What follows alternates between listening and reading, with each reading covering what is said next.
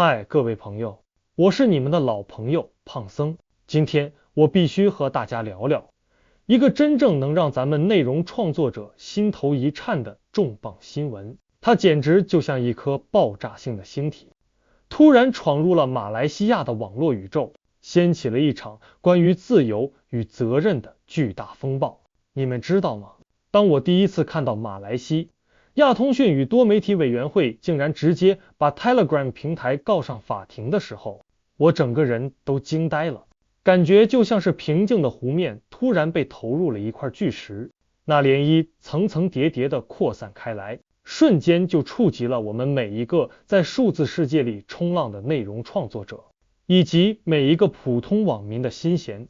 这次马来西亚通讯与多媒体委员可是动了真格的，他们指控的就是 Telegram 上那两个在网络阴影里兴风作浪的匿名频道 ADC Cite 和 ADC Cos。 这两个名字光是念出来就带着一股神秘而又不安的气息，他们就像是藏匿在暗处的幽灵，肆无忌惮地散播着未经证实的流言蜚语，甚至是一些充满恶意、颠倒黑白的内容。那些信息仿佛有毒的藤蔓，无声无息地缠绕上公众的认知，他们的刀锋并非瞄准无名小卒，而是直指我们国家的公共机构，那些本应是社会基石、公众信任的最后防线。各位想想看，如果一个国家的脊梁被这些无形的毒素一点点侵蚀，公众的信任大厦会不会如同沙堡般轰然倒塌？就像我平时制作视频内容，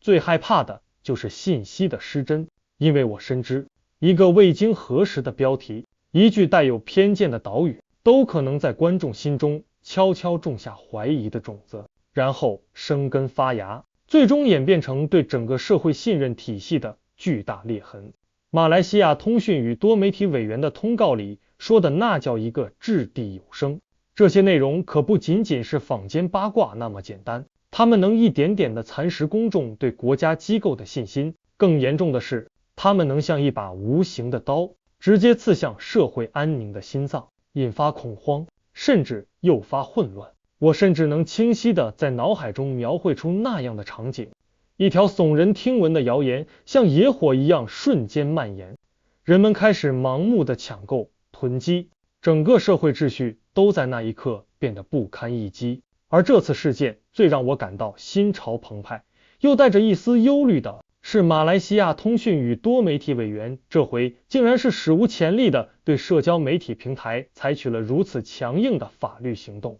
要知道 Telegram 可不是什么籍籍无名的小公司，它可是持有应用程序服务提供商执照的正规军啊，在全球范围内都有着巨大的用户群体。回溯过往，马来西亚通讯与多媒体委员可没少费唇舌，他们苦口婆心的劝说，一次又一次的要求 Telegram 尽到作为一个平台的责任，清理那些如同毒瘤般四处蔓延的不法内容。可结果呢？就像是面对着一堵无形的墙壁， Telegram 仿佛戴上了一副厚厚的耳塞，对那些警告声充耳不闻，任由这些有害信息如同癌细胞一样在自己的平台上肆意生长扩散。这不得不让我深深地陷入沉思，一个平台它究竟应该扮演一个什么样的角色？它仅仅是一个冷冰冰的信息传递管道吗？还是说它也应该拥有温度，肩负起担当，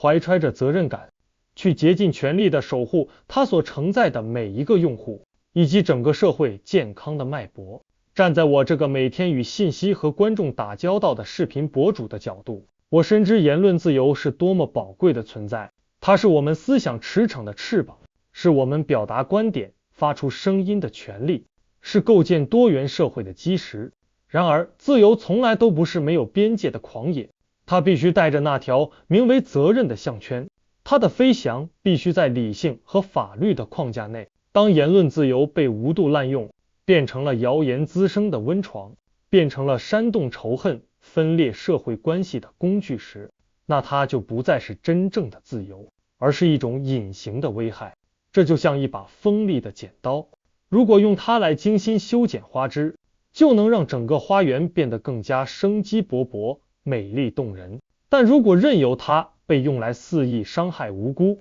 那它就彻彻底底地沦为了凶器。所以 Telegram 这次被推上法庭，无疑是在向所有社交媒体平台敲响了一声震耳欲聋的警钟。你们不再能高枕无忧了。平台责任这4个字再也不是可以随意抛在脑后的空谈，而是沉甸甸的法律与道德的双重约束。那么这场备受瞩目的官司最终走向会如何？它又将对我们未来的网络生态环境产生怎样深远的影响？会不会有更多的国家在看到马来西亚的行动后，也开始纷纷效仿，对那些长期不负责任、逃避监管的平台亮出法律的武器？这些都是我们作为网络公民都必须认真深思、反复权衡的问题。对我而言，这不仅仅是一场冰冷的法律诉讼，它更是一次关于数字时代伦理与平台责任的深刻探讨，一次对我们集体智慧和判断力的严峻考验。它迫使我们每个人去扪心自问，在信息汹涌的洪流中，我们该如何擦亮眼睛，辨别真伪？如何坚守道德和法律的底线？又如何齐心协力地去共同构建一个既能保障言论自由，又能维护社会安全稳定的网络空间？这场数字风暴才刚刚开始，它牵动着我们每一个人的神经。我将持续关注它的每一步进展，也希望屏幕前的你们能和我一起，用批判的眼光去审视这场数字时代的权利与责任的激烈较量。这真的是一场牵动着我们每个人命运的大事件啊！今天这个话题我就暂时说这么多。如果您有不同的看法或者建议，记得留言告诉我。欢迎订阅我的频道，我是胖僧，谢谢大家。